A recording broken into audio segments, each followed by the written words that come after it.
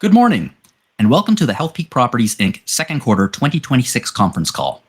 All participants will be in listen-only mode. Should you need assistance, please signal a conference specialist by pressing the star key followed by 0. After today's presentation, there will be an opportunity to ask questions. To ask a question, you may press star, then 1 on your touch-tone phone. To withdraw your question, please press star, then 1 again. Please note, this event is being recorded. I would now like to turn the conference over to Andrew Johns, Senior Vice President, Investor Relations. Please go ahead. Welcome. Today's conference call contains certain forward-looking statements. Although we believe the expectations reflected in any forward-looking statements are based on reasonable assumptions, these statements are subject to risks and uncertainties that may cause actual results to differ materially from our expectations. A discussion of risk and risk factors is included in our press release and detailed in our filings with the SEC. We do not undertake a duty to update any forward-looking statements. Certain non-GAAP measures we discussed on this call. In an 8-K that we filed with SEC yesterday, we have reconciled all non-GAAP financial measures to the most directly comparable GAAP measures in accordance with Reg G requirements. The exhibit is also available on our website at healthpeak.com. I'll now turn the call over to our President, Chief Executive Officer, Scott Brinker. Thanks, AJ, and welcome to Healthpeak's second quarter earnings call. We Care is the acronym we use for our core values, with the W representing our winning mindset. That's easy to do when demand exceeds supply and fundamentals are in your favor. Everyone's happy and looks really smart. It's a lot harder to do when supply exceeds demand, but that's exactly when a winning mindset is needed the most. As the life science pendulum finally starts to swing back in our favor, I want to say thank you to the team here who live up to our core values and maintained a winning mindset these past 4 years. It absolutely paid off, and we're stronger because of it. The downturn also provided a window to redefine our company and reset the competitive landscape. We were bold and strategic, including a $5 billion merger and a $1 billion IPO. Today, we're a bigger and better company because of those decisive actions. Even more important, we added capabilities, including strategic new hires and internalizing property management in much of our renewal leasing. Now we're in the process of rolling out our agentic operating platform. This modern version of Healthpeak is an on-the-ground operator who generates superior results with our people and platform. We're already seeing a payoff from the strategy. In the past 2 quarters, 2 of the largest and most respected real estate investors in the world chose Healthpeak as their operating partner. Neither Blackstone nor Brookfield had any meaningful prior exposure to the outpatient medical sector. Both joint ventures allow us to maintain control of strategic buildings and tenant relationships while providing an alternative source of equity capital. We're excited to grow both of those partnerships in the future. Our balance sheet is stronger than it's ever been. Leverage is below 5 times, and we have flexibility to pursue a number of capital allocation alternatives. We're funding highly pre-leased outpatient development projects sourced directly through our relationships, such as the project in Atlanta that we announced last evening. We can also do outpatient acquisitions in our joint ventures with Blackstone and Brookfield, where the deal structures generate additional returns to Healthpeak as the operating partner. We also see a unique opportunity in life science to create value via acquisition. Life science has been a development game for the past decade, but for the next few years, it will be an acquisition game, and we have the platform and balance sheet to capitalize on the opportunity. We can also do stock buybacks if and when the stock price is well below intrinsic value. Today, that's less attractive, but we did buy back $100 million in April at a 10+% FFO yield when the stock was less than $17 per share. And finally, we could maintain leverage below our 5.5 times long-term target, given the cost of debt today isn't much lower than the fair market cap rate of our real estate. This is not the right environment to have elevated leverage. With our strong balance sheet, we can afford to be patient and utilize our dry powder when it's most impactful. A few comments on operating results and the underlying environment. The strong fundamentals in outpatient medical that we spoke to with the merger announcement 3 years ago continue to be validated. Last quarter, we had plus 5% cash releasing spreads and modest TIs that continue to be materially lower than peers. Total occupancy increased 20 basis points sequentially, and our leasing pipeline suggests that an internal growth in the outpatient portfolio will accelerate in 2027. In life science, public capital raising last quarter was the highest since 2Q21. The IPO market is healthy but measured, with 13 later-stage companies raising more than $5 billion in proceeds in the first half of the year. This week alone, we could see 5 biotechs price IPOs. M&A has been record-breaking, with more than $250 billion of announcements in the last 3 quarters, which recycles capital back into the ecosystem. Most important, the science continues to advance, and year-to-date FDA approvals are above the 5-year trend.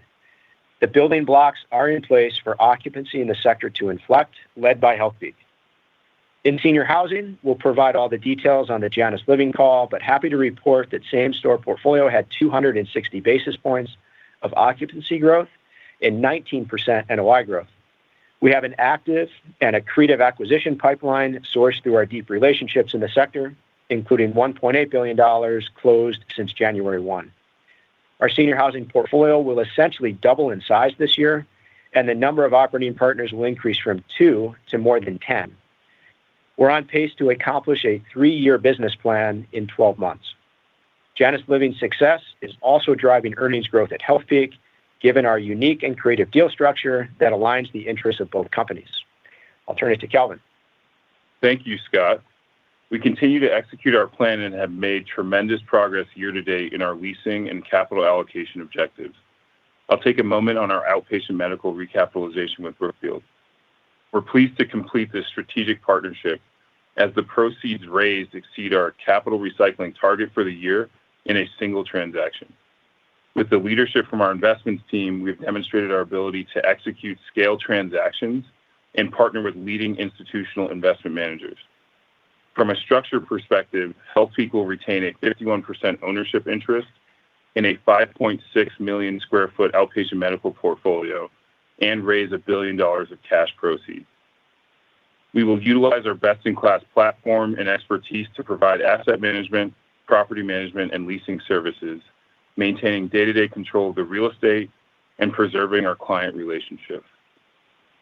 Economically, the transaction represents a trailing cash cap rate of 5.9%, and after 7 years, we'll have a finite number of call rights to repurchase the non-controlling interest at a price sufficient to provide Brookfield a 6.5% unlevered rate of return. Most importantly, this partnership expands our access to alternative sources of equity capital with a framework we can replicate to pursue growth opportunities across our business. Now turning to the second quarter results. We reported FFO adjusted of 46 cents per share and net debt to EBITDA of 4.7 times. Now starting with outpatient medical, we had another strong quarter of leasing as we continued to see demand for our real estate. For the quarter, we executed 1.2 million square feet of leases, including approximately 327,000 square feet of new leasing, bringing our year-to-date total to 2.3 million square feet. We achieved 80% tenant retention and cash releasing spreads of 5%, which is in line with our average of 5% over the last 10 quarters and above our pre-physicians realty merger averages of 2 to 3%. We ended the quarter with total occupancy up 20 basis points sequentially to 90.7%. Since July 1st, we have an additional 204,000 square feet of lease executions and approximately 882,000 square feet under LOI. I'd like to highlight our partnership with Northside in Atlanta, as it's proven to be a source of strategic growth for our outpatient portfolio. We have now entered into another development agreement for the ground-up construction of a new outpatient medical project to support their expansion in Atlanta, where we have #1 market share. This will be the 5th development project with Northside, totaling approximately 565,000 square feet. Moving to lab, we continue to make progress towards net absorption and total occupancy capture through year-end. For the quarter, we executed 381,000 square feet of leases, of which approximately 60% was new leasing and 30% on vacant space. We ended the quarter with total occupancy increasing by 80 basis points sequentially to 78.5%. That is a 140 basis points increase since year-end 2025. And since July, we've entered into approximately 20,000 square feet of leases and have another 480,000 square feet under LOI. As a result of this activity, we anticipate a modest improvement in total occupancy by year-end from where we stand as of June 30th. These results reflect our focus on driving leasing volumes at our properties, which I would like to highlight by sharing our progress in Torrey Pines, the premier lab submarket in San Diego. The activity we've seen in Torrey is a testament to our team on the ground, in our high-quality portfolio, as tenants are seeking core assets and core locations with experienced landlords. This is allowing us to capture an outsized share of the deal volume. When accounting for executed leases and LOIs, our leased percentage in the submarket increases to 97% from approximately 65% at year-end 2025. And ending with senior housing. Healthpeak's ownership interest in Janus Living is now 74%, which represents approximately $6.5 billion of equity value. For the second quarter, Janus Living delivered total revenue growth of 45%, adjusted EBITDA growth of 34%, and ended the period with cash on the balance sheet and no outstanding debt. Now moving to the balance sheet. We had significant activity during the second quarter into the third quarter against a backdrop of elevated borrowing costs. We have taken prudent steps to manage our debt maturities and maintain flexibility in accessing the capital market. Through year-end, we now expect to generate $1.9 billion of gross proceeds from capital recycling initiative, and to date, we have completed $1 billion of acquisitions and buybacks. Through August 4th, we have repaid $900 million of debt, including $650 million of senior unsecured notes in July. We ended the second quarter with net debt to adjusted EBITDA of 4.7 times and $4.1 billion of available liquidity. And quickly ending with guidance before we open up for Q&A. We raised our FFO's adjusted guidance range by 2 cents to $1.73 to $1.77 per share. The raise was driven by a 75 basis points increase in total same-store NOI at the midpoint, which includes a 200 basis points increase in both lab and senior housing, and the recognition of the below-market interest amortization related to the $400 million seller note repayment. To recap, we've made significant progress across the business through the first half of the year, and our balance sheet has never been stronger. We have ample capacity available to deploy into new investments as we find opportunities. And with that, operator, please open the line for questions. We will now begin the question and answer session. To ask a question, you may press star, then 1 on your touch-tone phone. If you are using a speakerphone, please pick up your handset before pressing the keys. To withdraw your question, please press star, then 1 again. In the interest of time, callers will be limited to 1 question. At this time, we will pause momentarily to assemble our roster.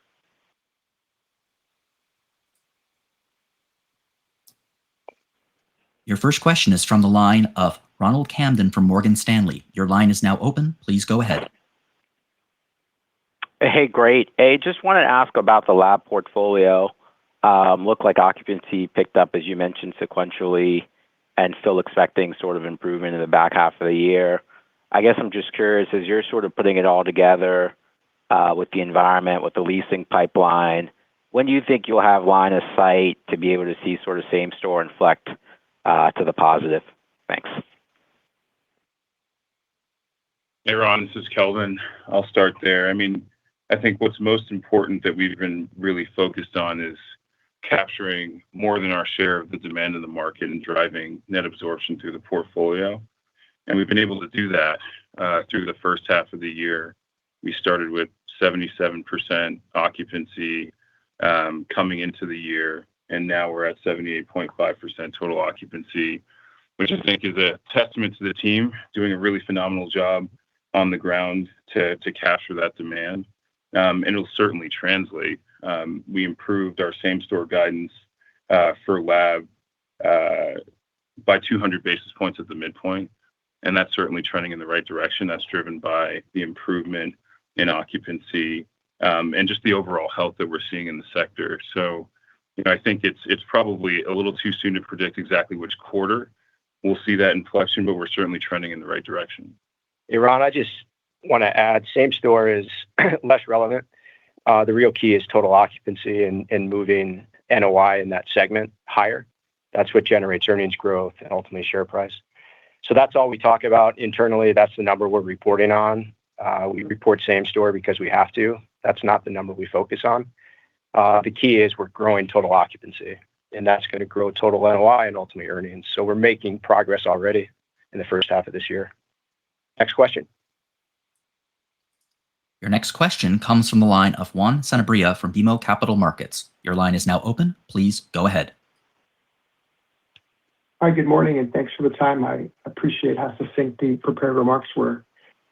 Just on the lab and the competitive environment for leasing, you obviously have different players out there with different motivations, highly motivated to push up leasing as you guys are.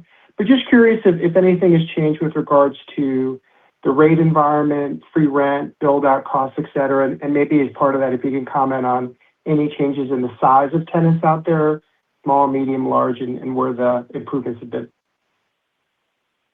Hey, Juan, this is Kelvin. I'll start there. What I'd say is the pipeline continues to be fairly robust. We've seen since September of 25, strong demand just continue in the portfolio.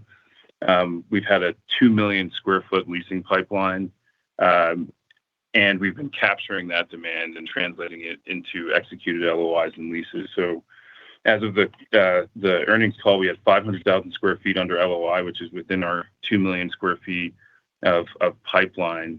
And I'd say that the characteristics of that pipeline hasn't changed dramatically. It's disproportionately wet lab space. It's biotech tenants that are really attracted to core assets and core locations. So we're certainly a recipient of all of the positive momentum we've seen in the biotech sector.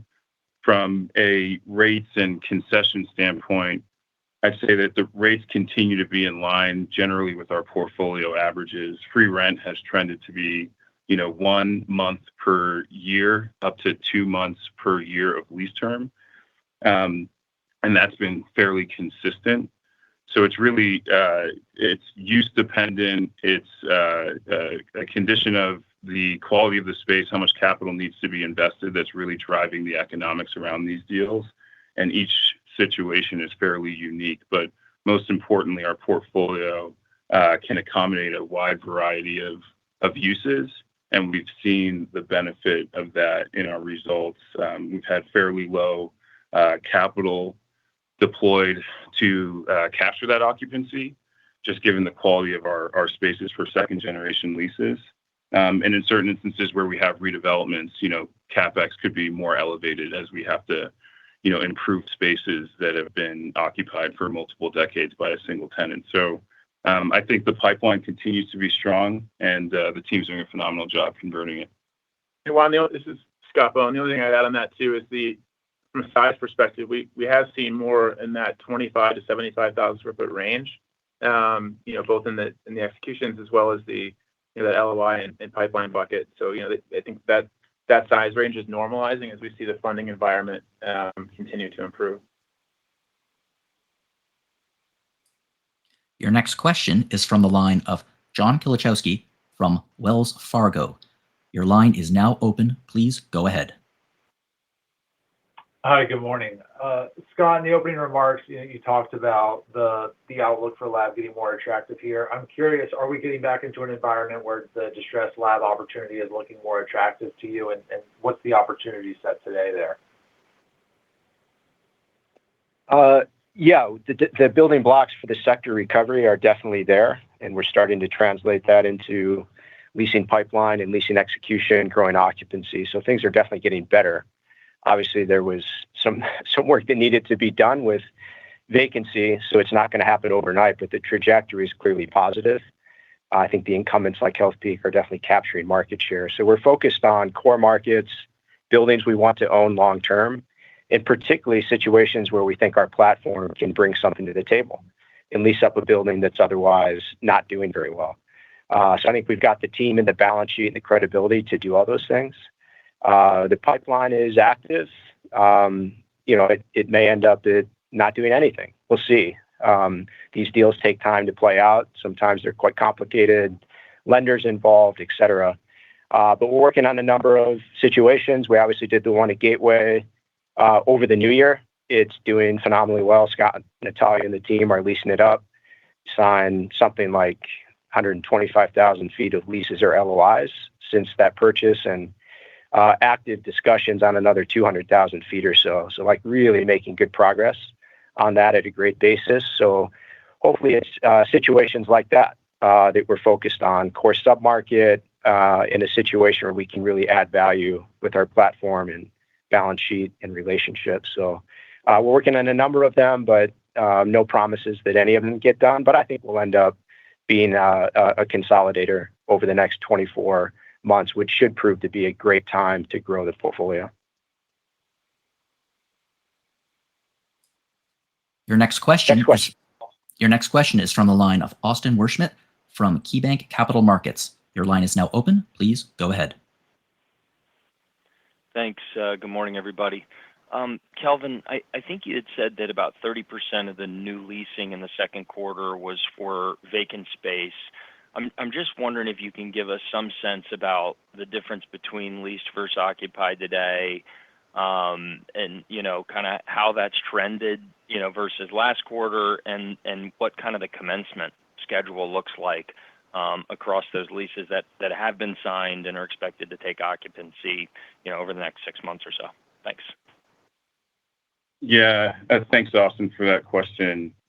Without giving very specific guidance in terms of occupancy in the forward quarters, what I could simply say is that we have commencements in the back half of the year that exceed our expirations, and we continue to expect a modest improvement in total occupancy for the lab portfolio. We've talked about the pipeline. It continues to be healthy, and these leases have the potential to commence starting in 2026 that are within our LOI bucket. I wouldn't say it's a substantial share of that 500,000 square feet that we mentioned, but we do have the potential for some of our recent executions to benefit 2026 and into 2027. So we continue to focus on just capturing demand. We're only midway through the year, so there's plenty of time, no pressure on the team here to go out there and further improve the conversion of that pipeline that'll drive incremental occupancy into 2027. Your next question is from the line of Seth Bergey from Citi. Your line is now open. Please go ahead. Hi, good morning. Thanks for taking my question. It sounds like the kind of activity in the market and has certainly improved, and you're seeing kind of more tenants. I'm just wondering, how has that conversion timeline kind of changed, just given the amount of available lab space? Are you seeing a pickup between kind of when tenants come to the market and getting across that finish line of signing a lease?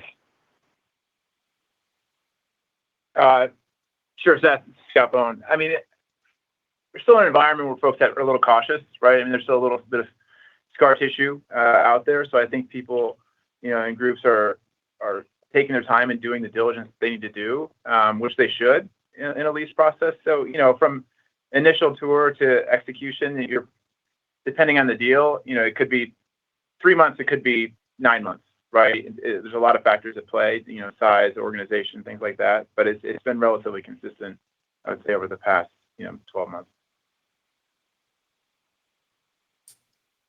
Your next question is from the line of Connor Mitchell from UBS. Your line is now open. Please go ahead.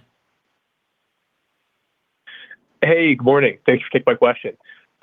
You guys mentioned some CapEx that's required for second-generation leasing or spaces that have been occupied and now turning over. Can you just expand on that a bit, and maybe how much CapEx we should expect over the near or medium term, just based on the known move-outs and the leasing pipeline? Hey, Connor, this is Kelvin. I'll start there.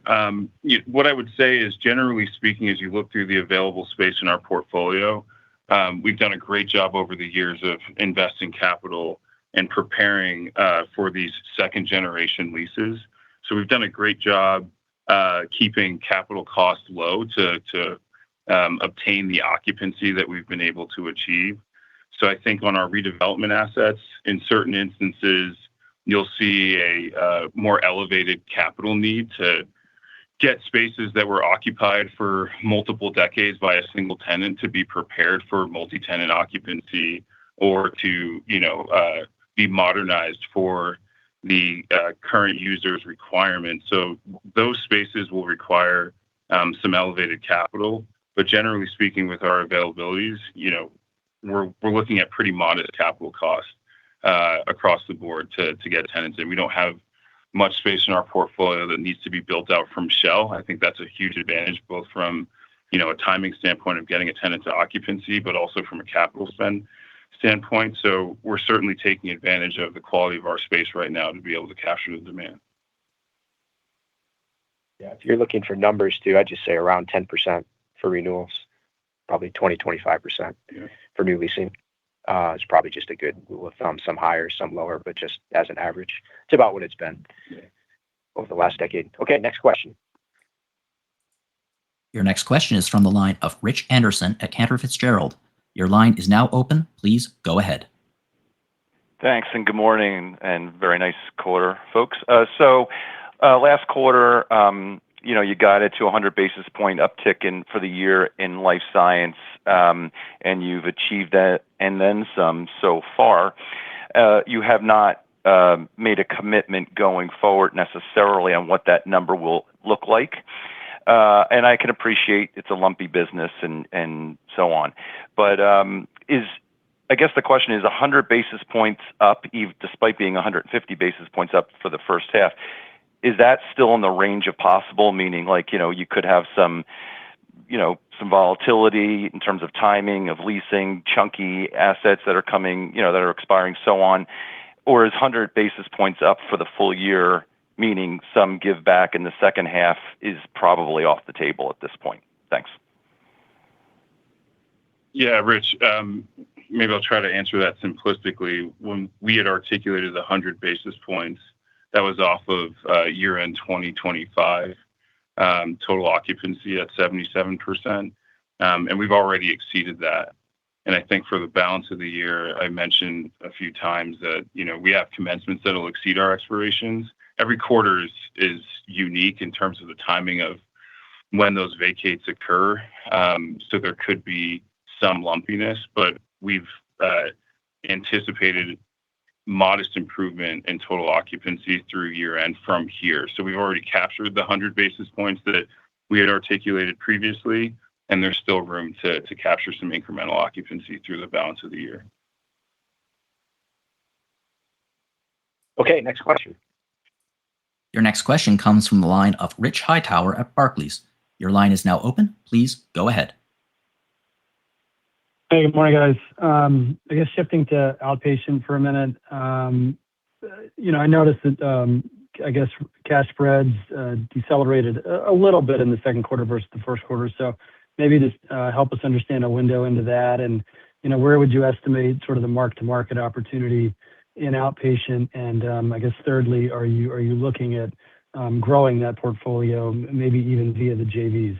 Thanks. Yeah, thanks for the question, Rich. Mark and the team are doing a great job taking advantage of solid fundamentals in that business. So the releasing spreads, I don't know, they might have been down 20 basis points from last quarter, but they're up like 50% from the last decade at plus 5%. That's a phenomenal result in that business. And even better, we're doing it with very modest TIs. And we're getting 3% escalators on essentially all the leasing that's being done. So the releasing spread's only half the story. To couple that with low TIs and really strong escalators, just a phenomenal result. So we're actually really pleased with it. Next question.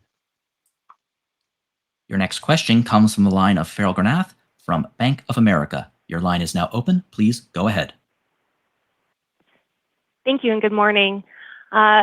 Staying on the MOB topic, I was curious if you can expand on your appetite for potentially doing more JVs, especially in this recap structure.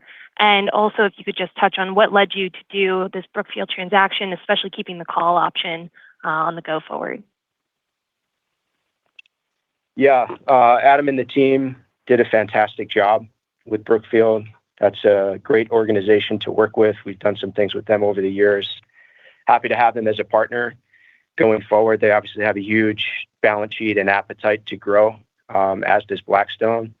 So really two amazing partners to add to our portfolio over the last 2 quarters. And I would expect us to do more with each. The deal structures are a little different. We're 51% owner with Brookfield. We're a 20% owner with Blackstone. And they each have their own unique things that they're trying to pursue. But the common thread is they're looking to partner with Healthpeak as their GP in this business. We do have a fantastic existing portfolio that we can recap at what we think are strong prices. Obviously, they're getting the returns that they need. But from our perspective, these are strong prices. And with Brookfield, that buyback option, I mean, when this team joined Healthpeak, I don't know, 8 years ago, we inherited contracts that the tenants had a lot of purchase options that were in the money. I think we've created a purchase option here that will be in the money for Healthpeak. After 7 years, obviously, we'll make that decision at the time, but the 6.5% unlevered return with the quality of the portfolio, we think that's certainly achievable. So a great price up front from our perspective, but also the ability to acquire assets in the future at a strong price, maintain the hospital relationships, control of the decision-making. I mean, it's really a phenomenal outcome. It just puts our balance sheet in the best position it's ever been.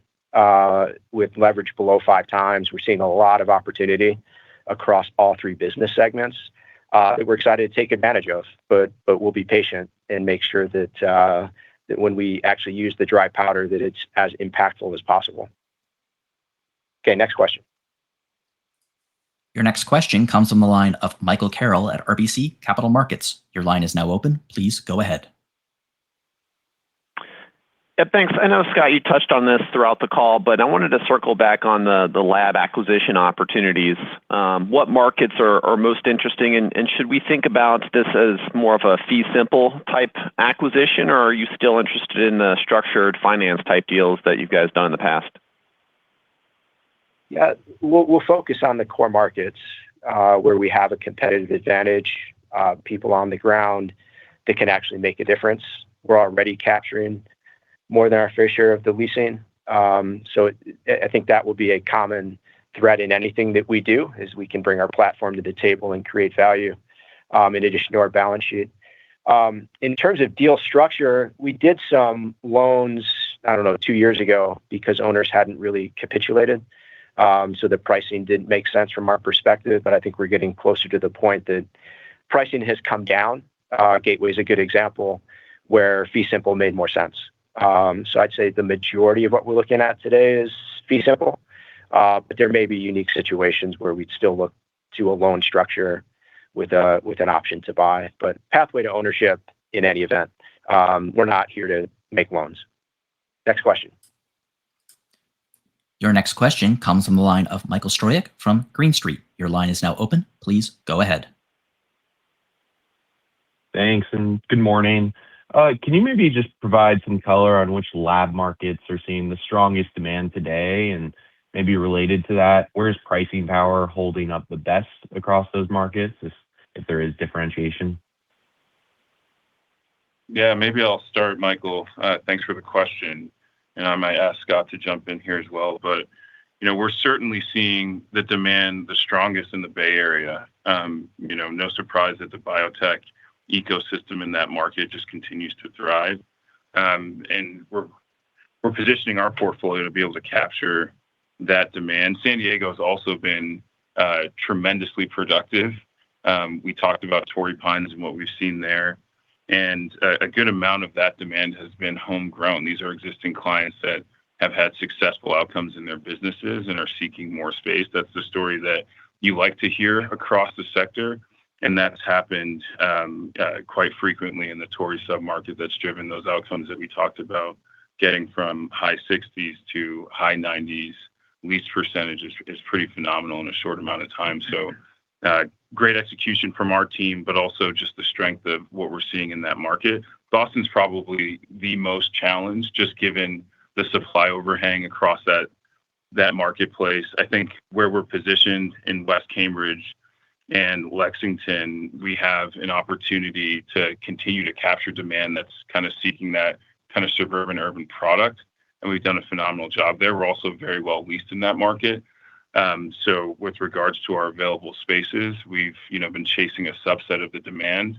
There's other submarkets that are proving to become alternatives outside of biotech and life sciences. So as the supply overhang gets managed, that should probably improve over time. But Scott, I don't know if you'd add anything specifically across. Yeah, I mean, I think in Boston, one thing I would note is, in the second quarter, we saw 80% of the market activity that we saw in all of 2025, right? So you're certainly seeing signs of life there. I mean, as Kelvin mentioned, there's the biggest supply-demand imbalance there, so a lot to work through. But our relative position there is important to remember too. I mean, if you look at the Route 128 West market, I mean, overall it's 30% vacant, but our assets are, 11% vacant, right? So, it really comes down to what is the quality of your assets within, that particular submarket. And your question on pricing power, we talk about it a lot, but our portfolio scale, especially in markets like the Bay Area or in Torrey, allow us to see a lot of deals that aren't widely marketed. Whether those are just relationships we have with tenants within the portfolio or otherwise, or with the VCs. And many of those are groups who are growing within the portfolio. So, we tend to have a little bit more pricing power on deals like that than you would on a widely marketed deal. Your next question is from the line of Mike Mueller at JP Morgan. Your line is now open. Please go ahead. Yeah, hi. Scott, you touched on outpatient spreads, but was there anything out of the ordinary driving the weaker lab rent spread in the quarter? Was it just spreads bouncing around, trying to drive occupancy or something else? It's just a unique situation. We've had very positive spreads for the last couple of years, plus or minus 5, 6, 7%. In most quarters, there's always going to be an outlier quarter, up or down. This was one where it was a little bit down. We had a lease in Boston that the team did a great job renewing. It actually really strong terms. It's a 10-year lease, not much TI, but the rent was a little bit lower. It ended up being a bit competitive, but the team did a great job winning that deal. So still a great outcome, but it was really just the one big lease that drove that outcome. I think Kelvin spoke earlier to the mark-to-market across the whole portfolio. It's plus or minus in line, but there are obviously going to be outliers on either side of that, depending on specific building or when that lease was signed.